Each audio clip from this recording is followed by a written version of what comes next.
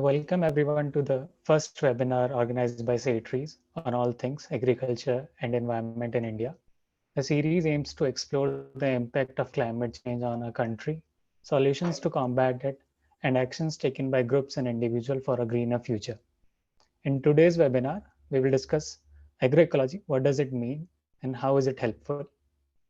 For this discussion, we have honored to have the presence of Dr. Malla Reddy. For over 40 years, he has worked in the social development sector with a focus on agriculture, watershed management, and community development. He is the director of AF Ecology Center and works with nearly 60,000 farmers in over 230 villages across the drought-prone region of Anantapur. A Fulbright scholar, Dr. Reddy has been promoting sustainable agriculture practices and diversified rural livelihoods. I am Varun Batra, Manager of Programs and Partnerships at SayTrees.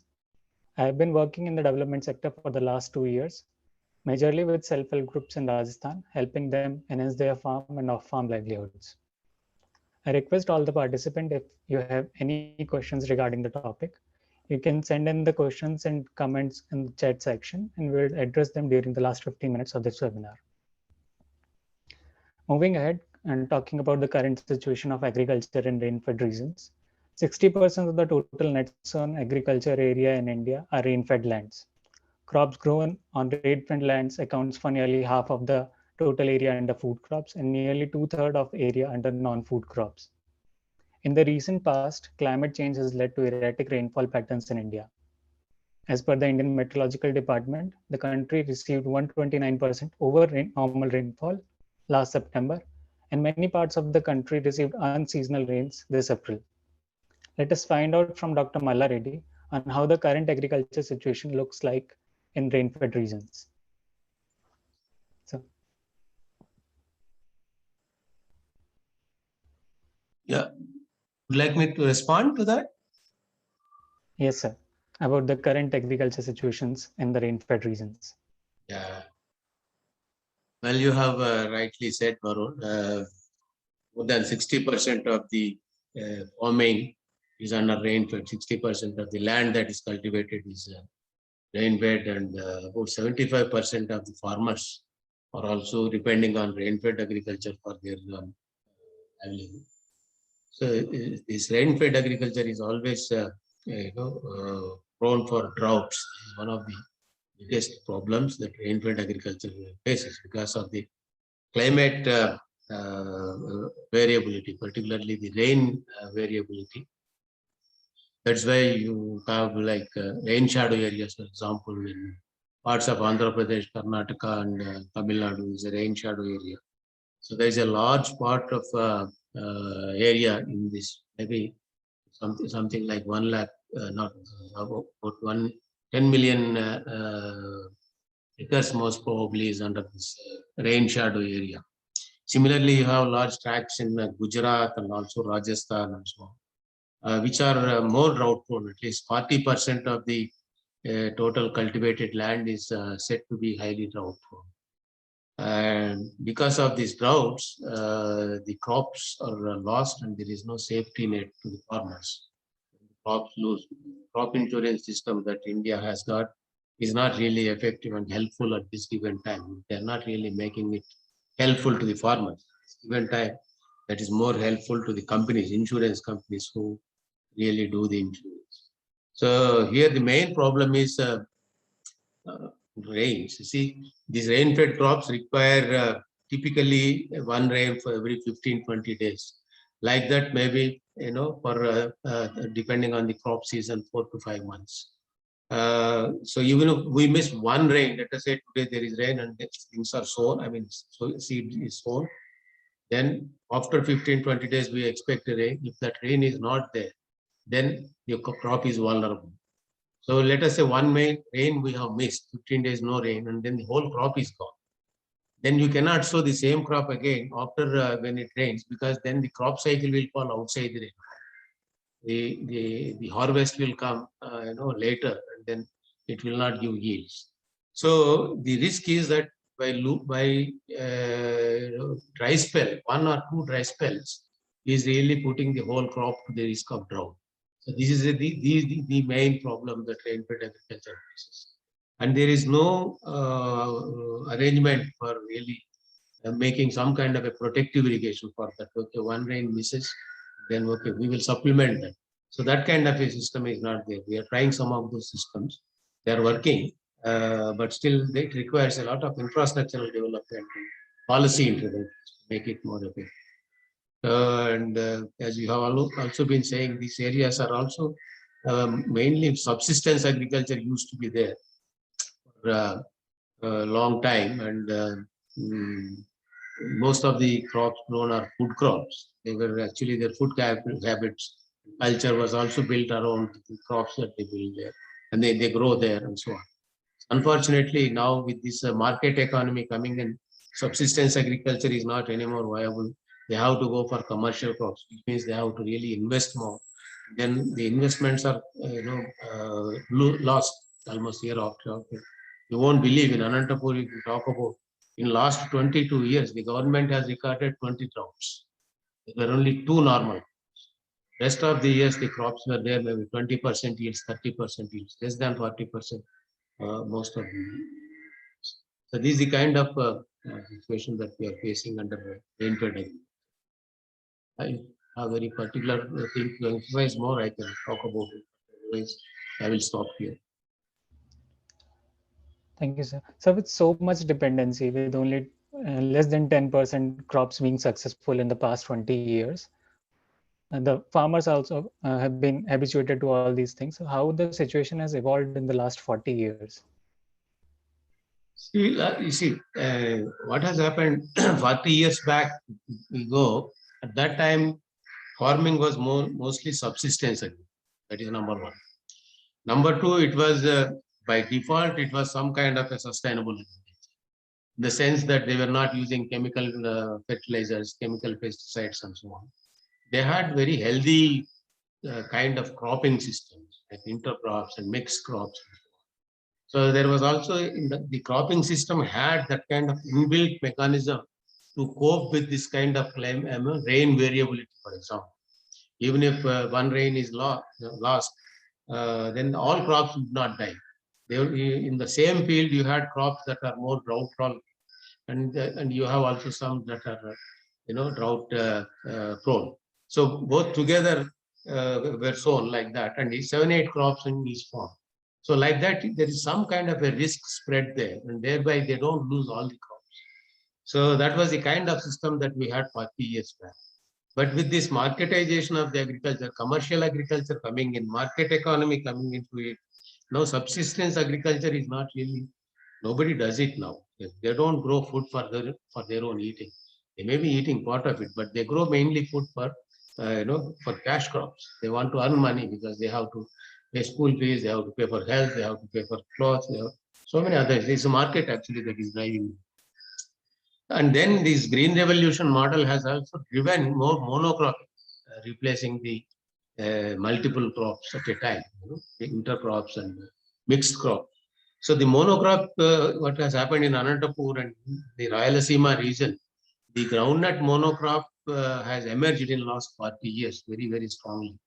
So thereby all eggs are in one basket. If you lose the groundnut because of 1 or 2 dry spells, then the whole thing is gone. So earlier there were also systems, you see, like when they were growing these intercrops and mixed crops, they also had some animals. Some people had small number of goats, sheep, or cows and things like that. And they were also having trees, some trees like tamarind, mango, and things like that. So that was also supplementing the income. It was also some kind of a coping mechanism before 40 years back. So there was some kind of an inbuilt coping system into the farming that has evolved over centuries. We do not know how many hundreds of years. But this green revolution and going for chemicalized farming and also for monocropping in that has destroyed that and increased the vulnerability several times. So now the cost of cultivation has gone up. Crop uncertainty has gone up. That's why I said the extreme events in the last 22 years, 20 droughts out of 22 is a real extreme case, which nobody would have heard actually. Like 20 years farmers have invested and they have only got returns in 2 years. Their safety net is very, very little. Some small input subsidy or some small crop insurance, they don't even get back 15% of what they have invested. So this is the kind of change that has come because of this green revolution model. Blindly, India followed, and blindly it was applied also to rainfed agriculture. Because rainfed agriculture has to be treated as a separate discipline by itself, and it has not got the attention that it deserves. Because first itself, you yourself said 60% of the farming is rainfed. But if you come to research in our agricultural universities and other research bodies, not even 10% of their attention is given to the rainfed agriculture. Most of the research has gone in for 4 or 5 crops in the last 50 years, actually, ever since the Green Revolution came.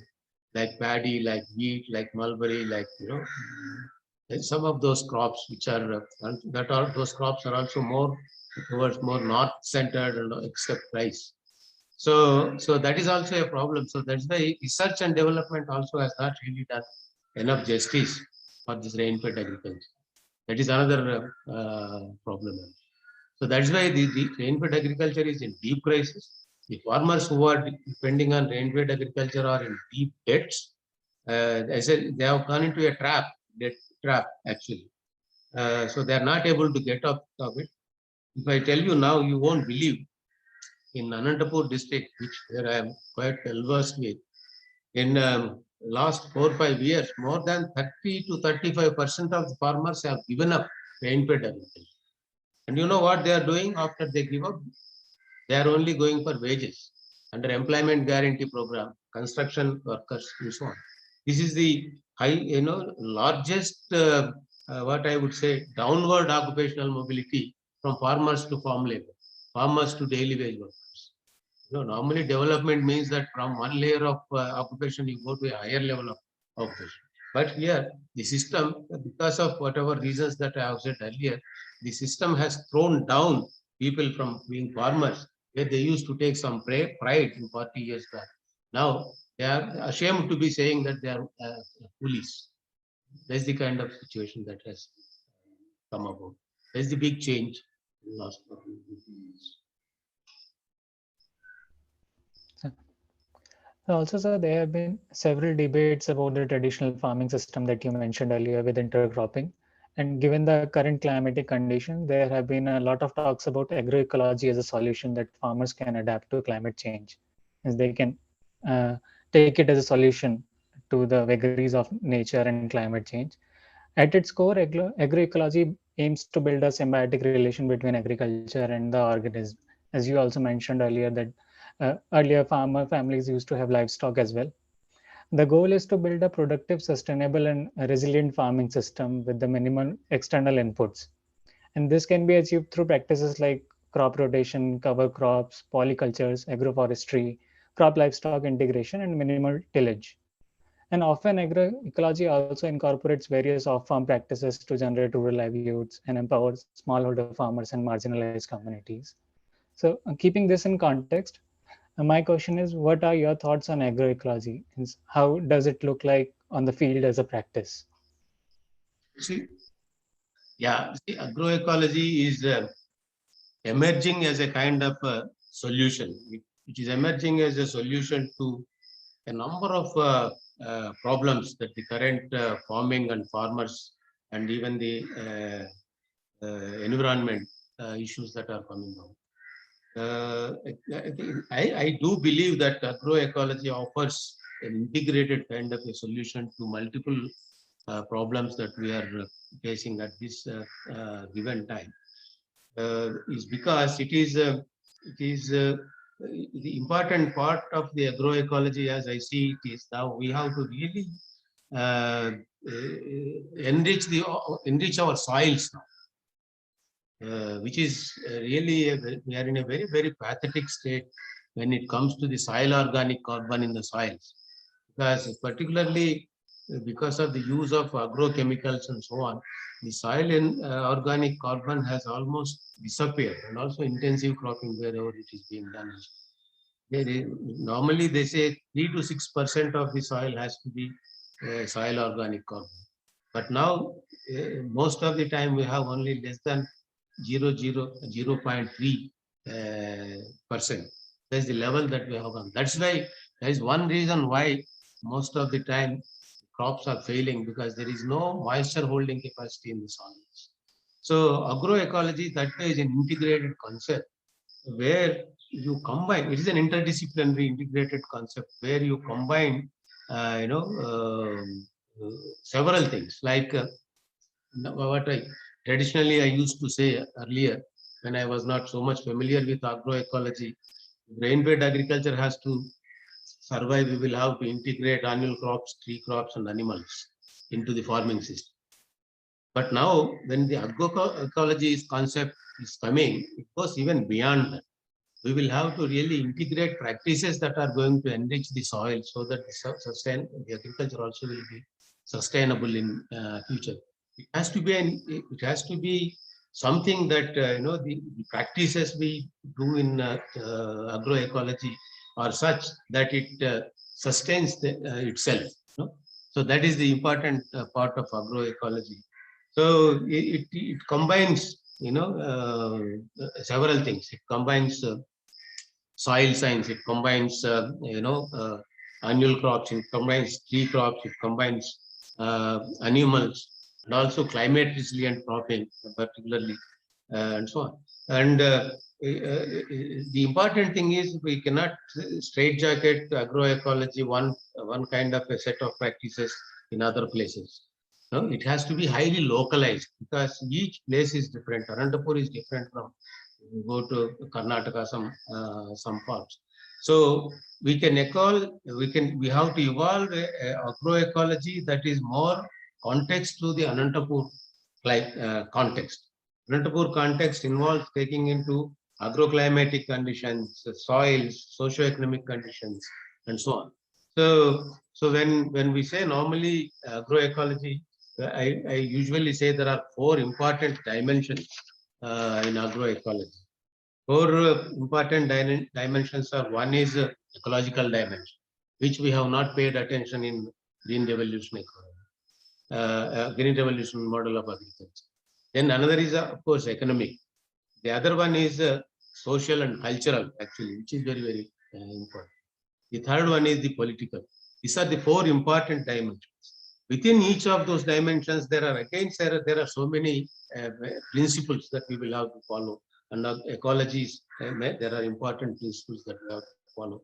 Economical aspect also we have to follow important principles. We cannot follow traditional kind of economics. Traditional kind of economics does not take into account, for example, ecosystem services. For example, how much loss soil fertility is gone. So they don't consider that kind of. They only say the input-output part of it. But then, what is there as a harbor for agriculture, land value, for example, is not considered into it like that. So that is economic side, social side, and cultural side also.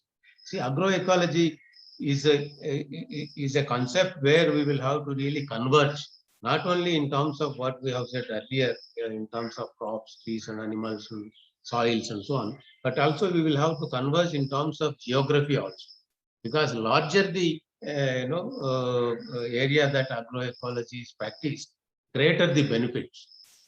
So if we follow agroecology, let us say 10 acres of farm, that will give benefits, but that is not adequate. But if you do, let us say, together in 100 acres, then what we call ecosystem services will increase. So you say, for example, one of the ecosystem services is done by the honeybees, for example, or insects that is done, insects and so on. You cannot have one beehive for every farm. You may not be feasible. So, but you can have in the region. If you have 100, 200 acres, then you can have in the region a few beehives like that. So they will help cross-pollinate all over the geography. Like that, all other whatever insects are there and so on. They are all really a larger system is also required. When that is done in that manner, then what will happen is that it will synergize. It will, agroecology will become much more effective than if we do it in a smaller area. It is important that we do it even in a smaller area also. But I think our concept should be that we enlarge the areas.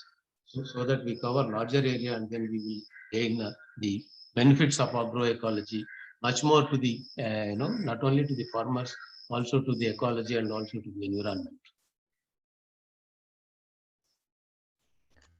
Thank you, sir, for those insights. Let me take this a step ahead. When we visit a farm, it looks like a single crop on the farmland. So how does a farm following agroecology practices looks different from a normal farm? Sorry, please repeat again. So how does a farm following agroecologic practices looks different from a normal farm, which is either using chemical or some other form of synthetic fertilizers? So, number one difference that we notice, we go to a agroecology farm, is that you will have there agri-biodiversity, highly visible agri-biodiversity. Chemicals is only one component of that. It is one component, very important component. But there, when you go there, you will have in every farm 3, 4, 5, maybe 10 varieties of crops. Not necessarily all of them are equally important, but some of them are, like I said, for some kind of ecosystem services. Some of them are for yields, like that. No? So that is one different. You can immediately say, okay, this is agroecology, because you will see there some kind of a micro, what we call ecology there, a microecology within the 10 acres. Okay, if you go to a farm, chemicalized farm, usually you see a monocrop of whatever, whether it is paddy or it is groundnut or anything else. So that makes a very big difference. The second big difference is that here they use only farm inputs that are generated mostly in the farm, are locally generated kind of inputs, more organic and locally generated biomass based kind of input. When we go to a chemical farm, then it is very easy. They use all chemical fertilizers, pesticides, and all of that. So I think you can also see in terms of this is a good agroecology farm. Then you will most probably also see some animals, even if it is even one farm, even 3, 4 goats or 3, 4 ram lambs or whatever it is part of that system. That will also help. When you go to another chemical farm, then that is not allowed there. That cannot that cannot enter into that kind of farm. So these are some major visible kind of differences that we can see. So with so many benefits of this agroecology practices on farmers as well as on the environment, we only see a few examples. So is it if this is so effective, then why is it scalable as well? See, it is effective, it is scalable, but we will have to really see how we can really create some kind of an enabling environment for this. See what has happened with this chemical farming. Last 50 years or more, a very effective ecosystem is built for managing the green revolution model of agriculture. You have fertilizer shops, you have pesticide shops, you have mechanization, all that is ready-made.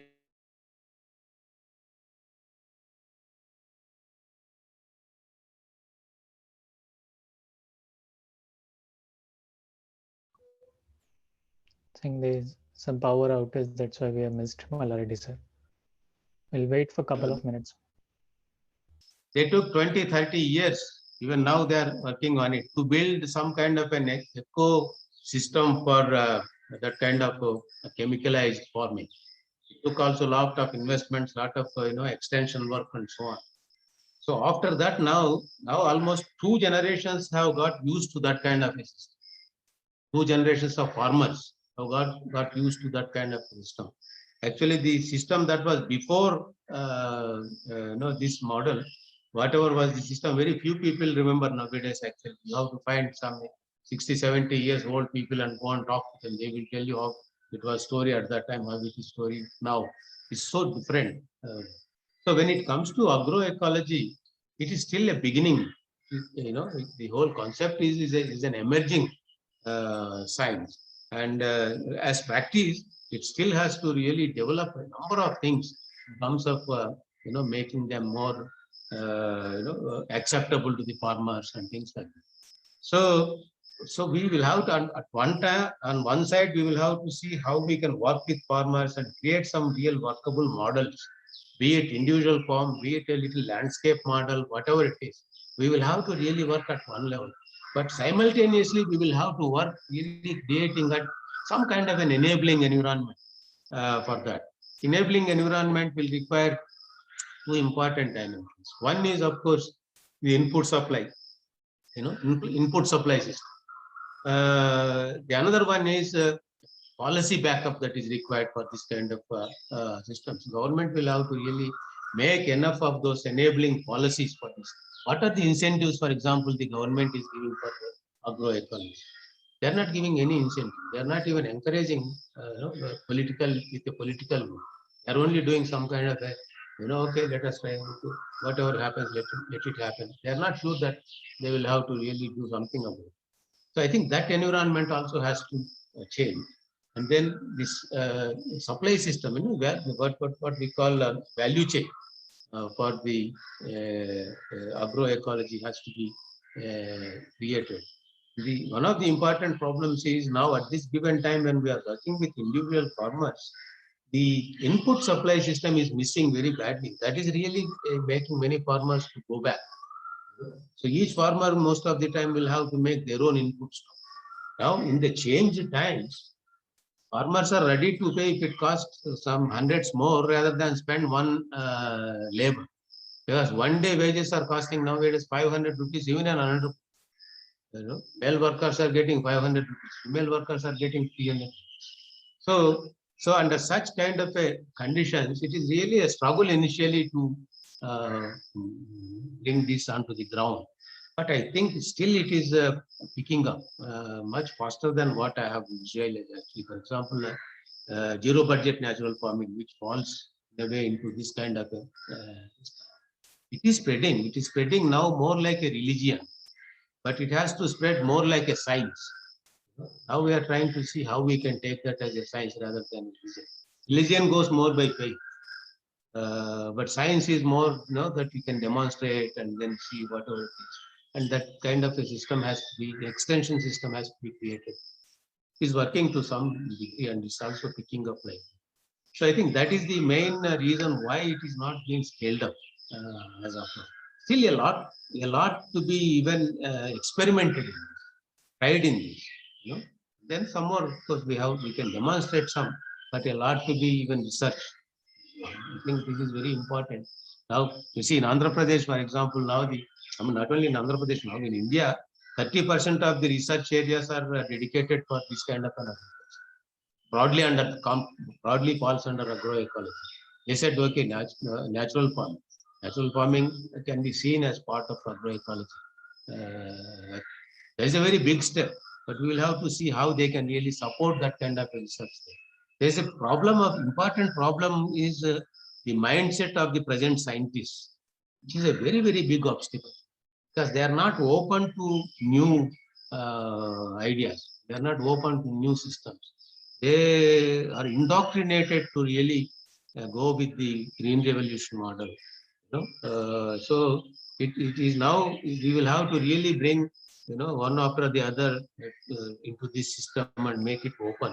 Now, anyway, we are happy that the government is now giving, central government is giving more emphasis on this. So state government is also now giving more emphasis on it. Most probably in India, we may find a little more impetus with these kind of things soon for agroecology. Hopefully in the near future with more demonstrable models, this agroecology will boost similar to other farming practices. Also, sir, SayTrees and AF Ecology have been working since 2019 to address some of the most urgent questions at the Sorry, intersection again, of I'm not able to properly hear you. SayTrees and AF Ecology has been working together since 2019 to to address some of the most urgent questions at the intersection of agriculture and climate change. So, what are the efforts that partnership has put in? What is in store for the coming years? See, I mean, I forgot to mention earlier the important aspect of agroecology. We believe in our organization that we have to really beat the climate change. The only way is we have to really get into the agroecology. That is the only agroecology can create required resilience. Otherwise, no other system is going to really create. So agroecology has to be taken more seriously for that reason of climate change. Actually, it is going to sequester carbon into the soils, into the trees, and it is going to create actually a microclimate, even in the local area also, a microclimate that is more resilient. The way we are working with the SayTrees, for example, so we are trying to really look at it from this angle, because for us, drought has been the main problem in Anantapur district. So we were trying to work on various ways how to really mitigate these droughts. And now climate change comes as a to accentuate the droughts. Actually, the climate variability has increased. You can't believe in the month of May we had 100 millimeters of rainfall. Normal is only 40 millimeters. Don't know what is going to happen in June. Like that. So very high variability. If it drowns. Otherwise, it disappears for 6 months. Like that. That is the kind of a so for that kind of a situation, the important is that the way we build a farming system is very important. A farming system that is based on agroecology, where we really integrate more drought-tolerant tree crops, be it fruits, be it whatever or other uses of the tree, and maybe medicinal, maybe other ones. As I said, following the principle of agrobiodiversity and other ecological principles, whatever are non-chemical and then more bio inputs and things. I think that is what we are trying with the SayTrees. It is really a real struggle, to really change the farmers and make them think and so on. But still, I think we are making an impact. That we are trying to really change their attitude and thinking, because there is a very deep crisis in Anantapur district, particularly the Rainfed. We are trying to use that crisis as an opportunity, to transform the farmers. The traditional way of farming, you will get into more. Conventional farming, you will get into more problems. But if you can follow agroecology and have a little more patience, then you will really get into a much better situation. So droughts will be minimized. The vulnerability will be reduced drastically. We will be able to get crops. More crops can be harvested, not one crop. Multiple crops will be harvested. So we have been trying. For example, we tried already last couple of years developing some cropping systems.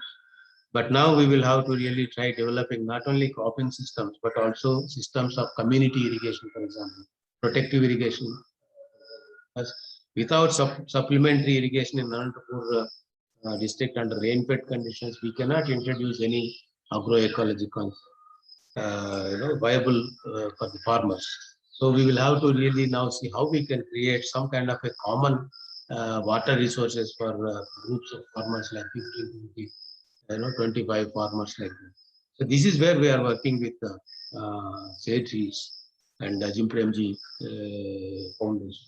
I think my belief is that we are making a breakthrough. We are really finding a solution for quite a number of problems. We find a solution for certainly for drought.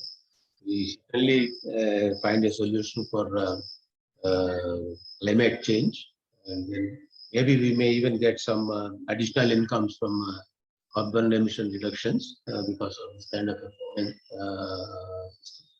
And then we will also fight the desertification, which is a big problem in Anantapur. Because Anantapur district is fast to desertify. It is fast desertifying because the land is becoming parched. The only way to fight the desertification is to bring in more trees. So that is what we are trying to bring into the farmed areas. the tree crops. That is why we are focusing more on tree crop, so we can fight the desertification. Farmers are in debt, and we will have to really get over farmers' distress. I think this kind of a cropping system will really help, but they have to have a little longer digestion period where we have to support them. If they can wait for 3-4 years, I think then they will really start getting more benefits, and it will really pick up at that time. At this given time, we are really working hard to create some workable models, 4 or 5 models at least, where we can show, yes, here the farmers are happy, climate is better, soils are getting better, productivity is increasing. So those kind of aspects, we are sure we will be able to make a dent on this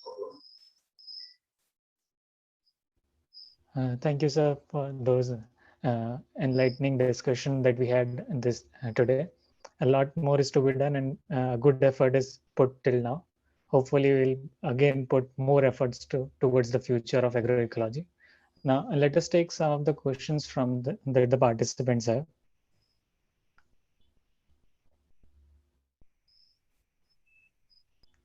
So, one of the questions that I received is, what do you think the role of government in these kind of interventions is?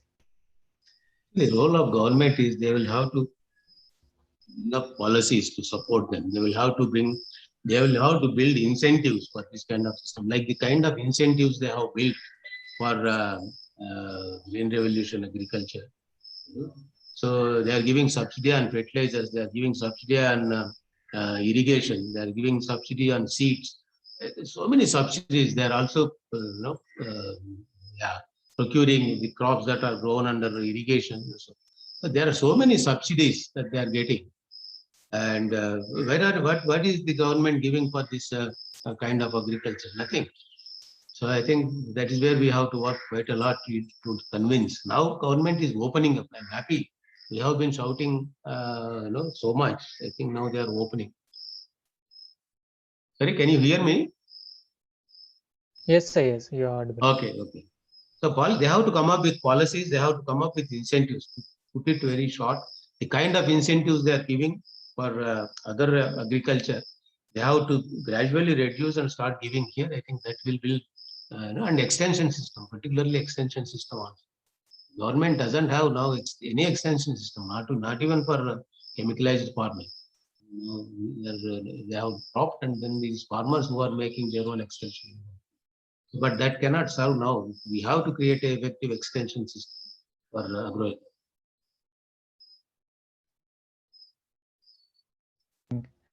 So we have one more question. Is the practice similar to permaculture practice? Very much similar. I think it integrates permaculture. Yes, yeah, I would say that is more similar to that, but it also integrates. You see what happens.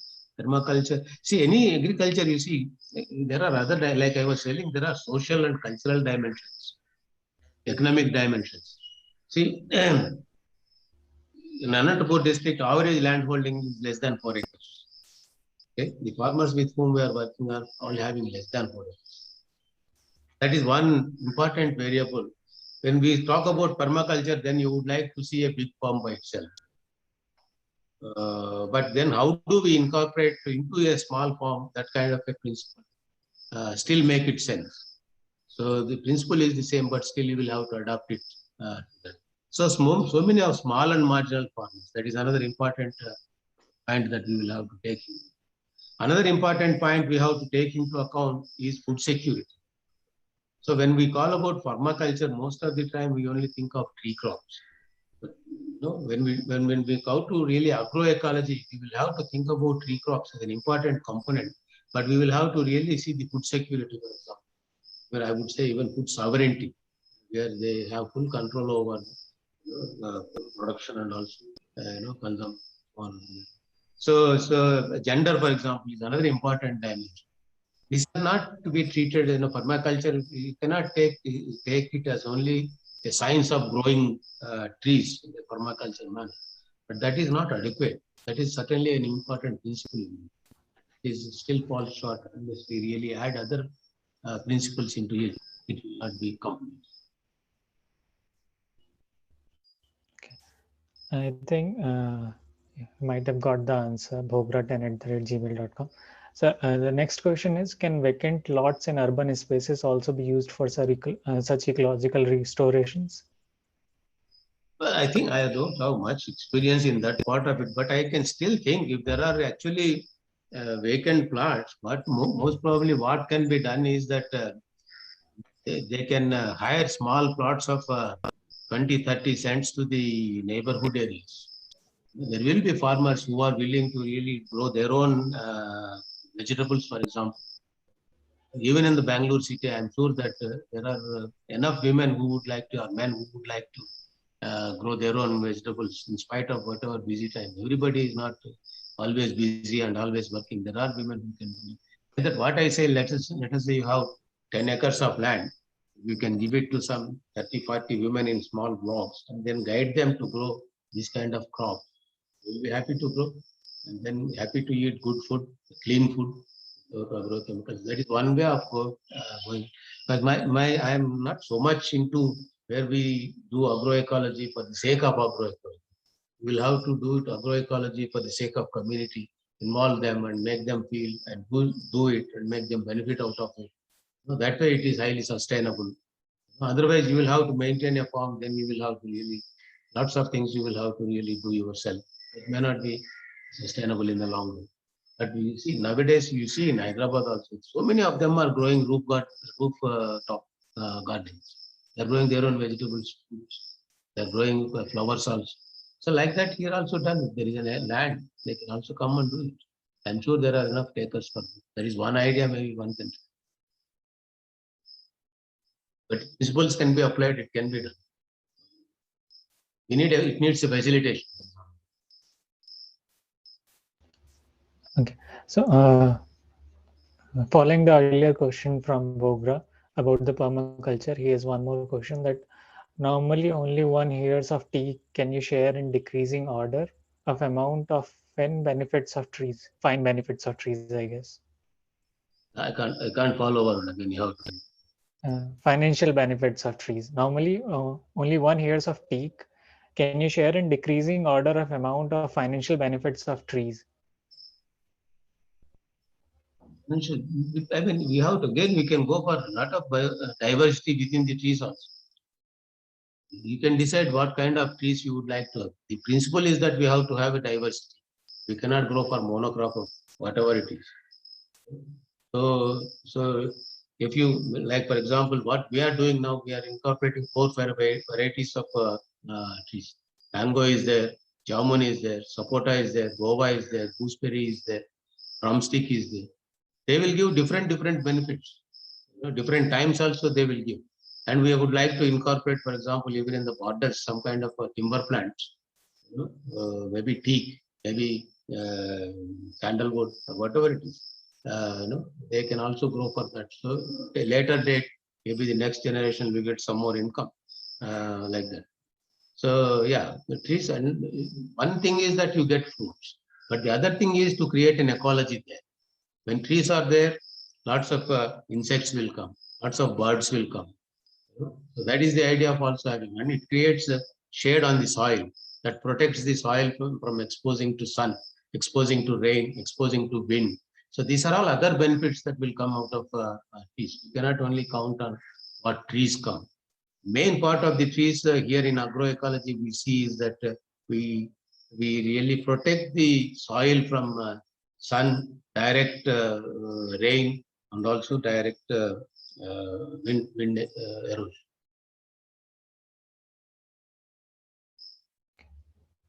I guess the question is answered, Mr. Bogra. Next question is, what are the various financial models and resources to do this work? Sorry, again? What are the various financial models and resources to do this work?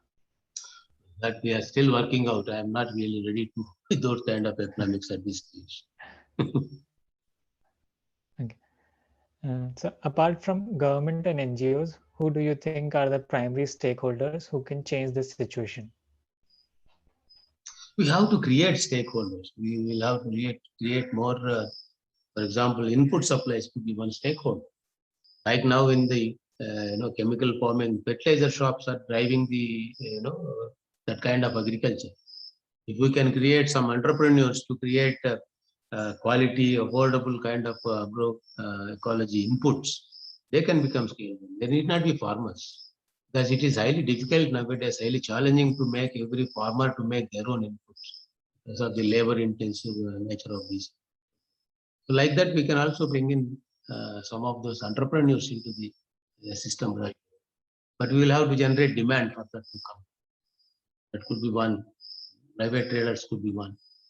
For example, organic marketing, the people who are involved in markets would be other stakeholders. So we can link, organic products, organic markets, nationally, internationally, depending on the level that we are doing. So they also will become stakeholders.